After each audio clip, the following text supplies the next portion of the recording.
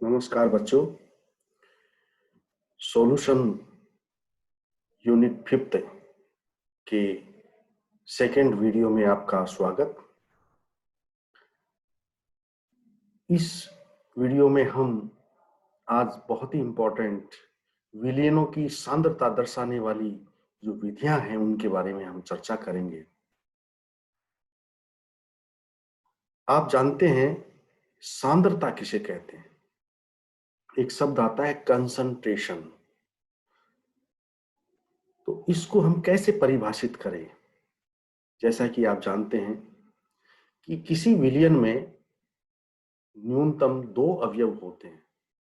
कौन कौन सा अवयव कितनी कितनी मात्रा में घुले हुए हैं, उस मात्रा अर्थात उस संगठन को प्रदर्शित करने के लिए हम एक विशेष शब्द का इस्तेमाल करते हैं जिसको हम सांद्रता कहते हैं। अर्थात हम कह सकते हैं कि किसी विलयन में विलायक की एक निश्चित मात्रा में विलय की कितनी मात्रा घुली हुई है उसे हम विलयन की सांद्रता कहते हैं। अर्थात विलय की मात्रा विलायक में जो है वो सांद्रता कहलाती है। किसी विलयन में सांद्रता को 2 प्रकार की इकाइयों द्वारा व्यक्त किया जाता है। 2 प्रकार के मात्रक होते हैं। एक हम भार मात्रक कहते हैं, वेट यूनिट्स, जिसको हम शॉर्ट में डब्ल्यू यूनिट्स के नाम से भी हम जानते हैं। ये विलयनों की सांद्रता को प्रदर्शित करने वाले इस प्रकार के मात्रक हैं जिनमें विलय और विलायक दोनों की मात्राओं को भार के रूप में प्रदर्शित किया जाता है, ग्रामों के रूप में प्रदर्शित किया जाता है। इस प्रकार की जो सांद्रता के मात्रक हैं उसमें जो है ताप से प्रभावित नहीं होते, अर्थात इस प्रकार की जो सांद्रताएं हैं वो ताप से अप्रभावित रहती हैं। जानते हैं जब ताप बढ़ाते हैं तो सांद्रता इस प्रकार की सांद्रता में परिवर्तन नहीं होता, क्योंकि विलय और विलायक जो दोनों ही ग्राम में लिए जाते हैं, अतः उन ताप से अप्रभावित रहते हैं। ये इंपॉर्टेंट जो पॉइंट है जिसको आपको याद रखना चाहिए। इन प्रकार के जो भार मात्रक हैं उनमें सबसे पहले हम चर्चा करेंगे मोललता, जिसको इंग्लिश में कहते हैं मोलेलिटी। देखिए 2 शब्द हैं, एक मोललता, दूसरा शब्द है मोलरता। तो दोनों में आप इसको ध्यान पूर्वक समझें ताकि जो है आपको ये शब्दों में जो है उलझन न हो। तो मोलेलिटी, और आपको बता दें कि इसको स्मॉल एम द्वारा प्रदर्शित किया जाता है। मोलेलिटी में हम लेते हैं किसी विलयन की मोललता विलय पदार्थ के उन मोलों की संख्या है जो विलायक के 1000 ग्राम में विद्यमान हो। अर्थात इसको हम बहुत ही सरल भाषा में बता सकते हैं कि 1000 ग्राम विलायक में घुले हुए मोलों की संख्या विलय के, उनको हम मोललता कहते हैं। और यदि 1000 ग्राम विलायक में 1 मोल विलय घुला हुआ हो तो उसको मोलल विलयन के नाम से जानते हैं, अर्थात उसकी मोललता 1 होती है। यहाँ 1 मोल पदार्थ ग्रामों की उस मात्रा को कहते हैं जिसका आंकिक मान अर्थात न्यूमेरिकल वैल्यू उसके अणु भार के बराबर हो। अर्थात जैसे NaCl है तो Na का जो परमाणु भार है वो 23 है और Cl का 35.5 है, तो दोनों का मिला के 58.5 इसका अणुभार है। अर्थात हम कहेंगे 58.5 ग्राम NaCl 1 मोल NaCl के बराबर है। जैसा कि आप मोल कंसेप्ट में मोल कैसे बनाते हैं वो सभी आप जानते हैं। दूसरी उसकी इंपॉर्टेंट जो यूनिट है और जो आपकी जो सांद्रता की मात्रक है वो है भार प्रतिशत। तो भार प्रतिशत का मतलब होता है, जैसे प्रतिशत का मतलब है 100 में कितना, तो प्रतिशत और फिर आगे भार जिसको वेट परसेंटेज के नाम से जानते हैं। तो इसको हम लेंगे 1000 ग्राम विलयन में विलय की ग्रामों में मात्रा को हम भार प्रतिशत कहते हैं। जैसे 100 ग्राम विलयन है, उसमें विलय कितने ग्राम उपस्थित है उसको हम भार प्रतिशत कहेंगे। तो इसमें हम लिख सकते हैं विलय का भार बटे विलयन का भार इंटू 100। तो 100 से मल्टीप्लाई कर देंगे तो ये विलय का भार प्रतिशत प्राप्त हो जाएगा।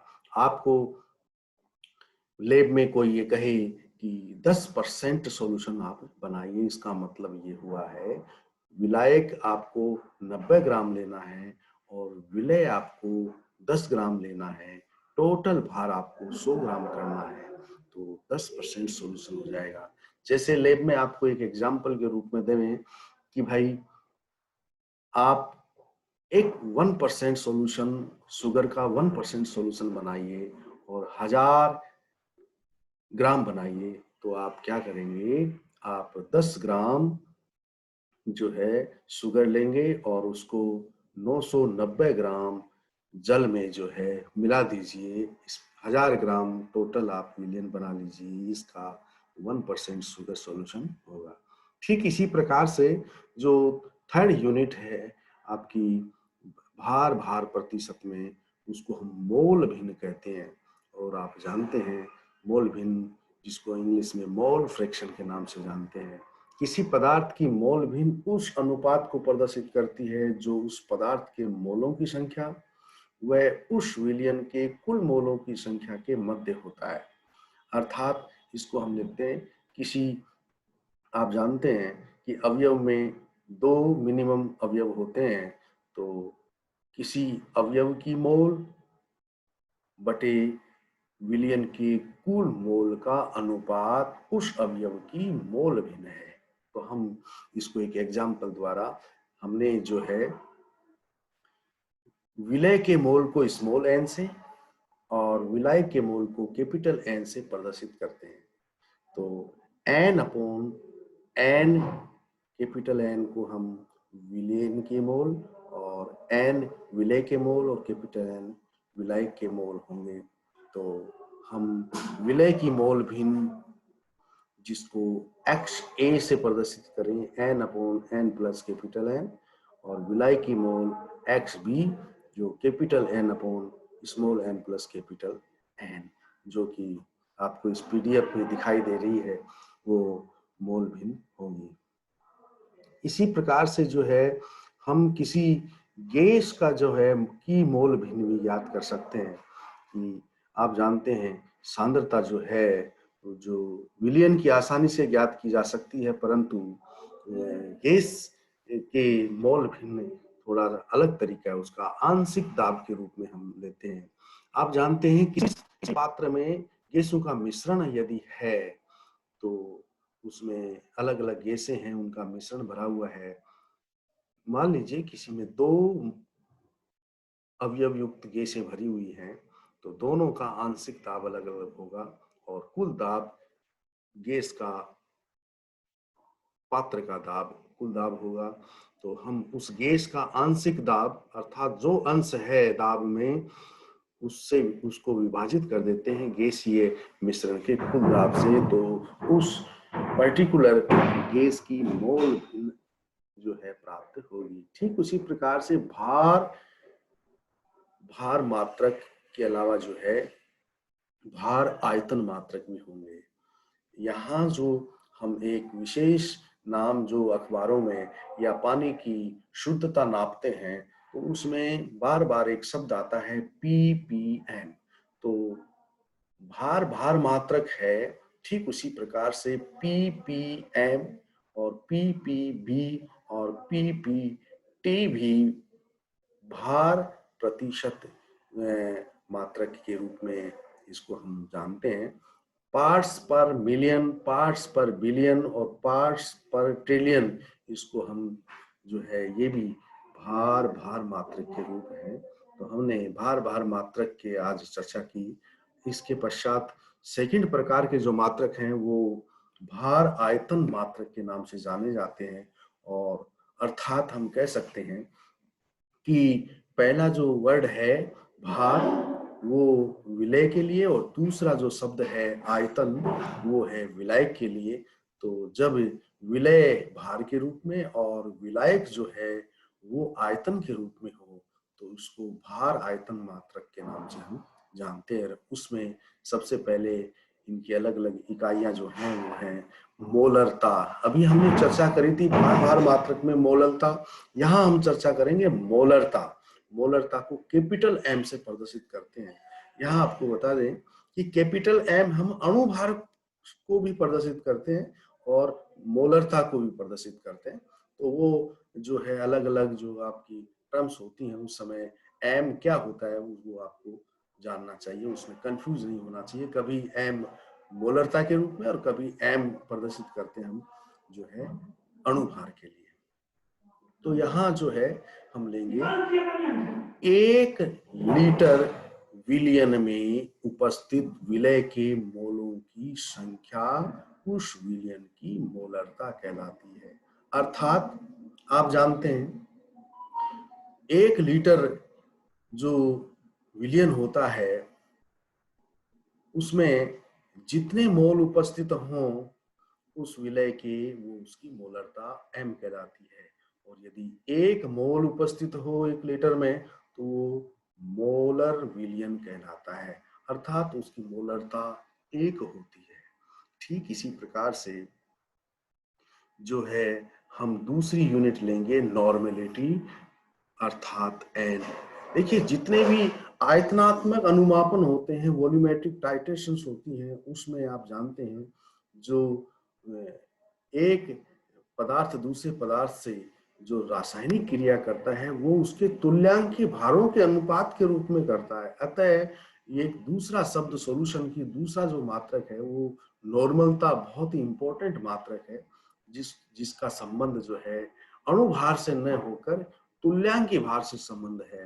तो जिस प्रकार से हम मोल निकालते हैं उसी प्रकार से हम ग्राम तुल्यांक भी निकाल सकते हैं पदार्थ का। और ग्राम तुल्यांक मोल में हम विलय के ग्राम भार बटे उसका अणु भार लेते हैं, ठीक उसी प्रकार से ग्राम तुल्यांक में विलय का ग्राम भार बटे उसका तुल्यांकी भार लेते हैं, जिससे ग्राम तुल्यांक प्रदर्शित होते हैं। इसको कैपिटल एन से प्रदर्शित करते हैं। और यदि 1 लीटर विलयन में किसी विलय के कितने ग्राम तुल्यांक घुले हुए हैं वो उसकी नॉर्मलता कहलाती है। और यदि किसी विलय के 1 ग्राम तुल्यांक को लेकर यदि 1 लीटर विलयन बनाया जाए तो उस विलयन को हम नॉर्मल विलयन कहते हैं। ठीक इसी प्रकार से जो है तीसरा भार आयतन मात्रक है वो है फॉर्मेलिटी। ये एक अलग शब्द है फॉर्मेलिटी, जिसको हम फॉर्मलता के नाम से हम जानते हैं। आप जानते हैं कि कुछ आयनिक पदार्थ ऐसे होते हैं जो विलयन अवस्था में अर्थात घुलित अवस्था में सममांगी रूप में वो जो पदार्थ है वो आयनों में विभक्त हो जाते हैं। और कभी कभी कुछ पदार्थ ऐसे होते हैं जो विलयन में संगुणित अवस्था में होते हैं, अर्थात उस पदार्थ का अणुभार अलग होगा और विलयन में उसका अणुभार बदल जाएगा, या तो अणुभार घट जाएगा या उसका अणुभार बढ़ जाएगा। जब संगुणन होता है तो दो से अधिक अणु जुड़ जाते हैं, और जब विलयन में आयनन होता है तो वही अणु दो अलग अलग आयनों में विभक्त हो जाता है, कई आयनों में विभक्त हो जाता है। इसलिए उसका जो मोलिकुलर वेट है वो बदल जाता है, अर्थात विलयन अवस्था में जो है वो पदार्थ किस रूप में उपस्थित है उसकी जानकारी हम फॉर्मूलता के माध्यम से करते हैं। जैसे एक एग्जाम्पल के रूप में ये कहें कि NaCl का अणुभार 58.5 है, लेकिन जो है इसका फॉर्मूला वेट जो है अगर किसी विलयन में लेमें तो अलग होगा। ठीक उसी प्रकार से हम बात करें एसिटिक एसिड की, तो एसिटिक एसिड जो है जल में CH3COOH के रूप में रहता है, परंतु यही एसिटिक एसिड बेंजीन में डाइमर बना लेता है, अर्थात दो एसिटिक अणु जुड़कर डाइमर बना लेते हैं, तो उसका फॉर्मूला बदल जाता है। तो फॉर्मलता को हम इस प्रकार भी परिभाषित कर सकते हैं कि 1 लीटर विलयन में उपस्थित ग्राम सूत्र भारों की संख्या को हम फॉर्मलता कहते हैं। इसे कैपिटल F द्वारा प्रदर्शित किया जाता है। अब जो है किसी एग्जाम्पल के थ्रू हम आसानी से जो है मोललता, मोलरता, फॉर्मलता, नॉर्मलता आदि को समझ सकते हैं। तो आपने देखा कि अपनी जो है सांद्रता की 2 प्रकार की मुख्यतः इकाइयां होती हैं, एक भार मात्रक और एक भार आयतन मात्रक, जिसमें हमने अलग अलग प्रकार के भार मात्रकों का और भार आयतन मात्रकों के बारे में हमने चर्चा करी। आप इनसे जो है आप इनको जानकर सॉल्यूशन बनाने में आपको महत्वपूर्ण जो है आपको सुविधा मिलेगी। अतः इनको जो है अच्छी तरीके से इसको समझें और इनके जो न्यूमेरिकल हैं वो इस PDF के माध्यम से समझने की कोशिश कीजिए। आज इस वीडियो में इतना ही। नेक्स्ट वीडियो में हम जो है इस चैप्टर का 3rd पार्ट, जिसको हम सक्रियता एवं सक्रियता गुणांक के नाम से जानते हैं, उसके बारे में अध्ययन करेंगे। वो बड़ा इंपॉर्टेंट है। सॉल्यूशंस में एक नया टर्म आता है सक्रियता, जो कि एक्टिव कंसंट्रेशन जो है होती है, उसको हम सक्रियता कहते हैं। उसके बारे में जानेंगे। तो नेक्स्ट वीडियो में आप ध्यानपूर्वक इसको समझने की कोशिश करेंगे। धन्यवाद।